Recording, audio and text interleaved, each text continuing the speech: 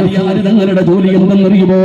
പുല്ല് വെട്ടിയിട്ട് ഒട്ടകമുള്ള വീടുകളിൽ കൊണ്ടുകൊടുത്തിട്ട് അവിടെ നിന്ന് കിട്ടുന്ന തുച്ഛമായ പൈസ കൊണ്ട് ജീവിച്ചു വരുന്ന സ്വഹാബിയാണ് അലിയാര് തങ്ങൾ. ആ അലിയാര് തങ്ങൾക്കാണ് ഫാത്തിമയെ വിവാഹം കഴിച്ചു കൊടുത്തത്.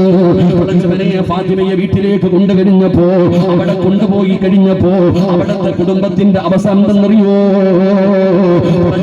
അരി വാങ്ങി പൊടിക്കുകയാണ്, ഗോതമ്പ് വാങ്ങി പൊടിക്കുകയാണ്. ഇത് പൊടിച്ചിട്ട് കിട്ടുന്ന പൈസ കൊണ്ടാണ് ആ കുടുംബം ജീവിക്കുന്നത്. ഫാത്തിമ ബീവിയുടെ പടച്ചവര് ഫാത്തിമ ബീവി മാവ് പൊടിക്കുകയാ, ഗോതമ്പ് പൊടിക്കുകയാ. പൊടിച്ച് ഫാത്തിമ ബീവിയുടെ കൈ പൊട്ടുകയാ. ഫാത്തിമ ബീവിയുടെ വീടിന്റെ അവസ്ഥ എന്തെന്നറിയുമോ?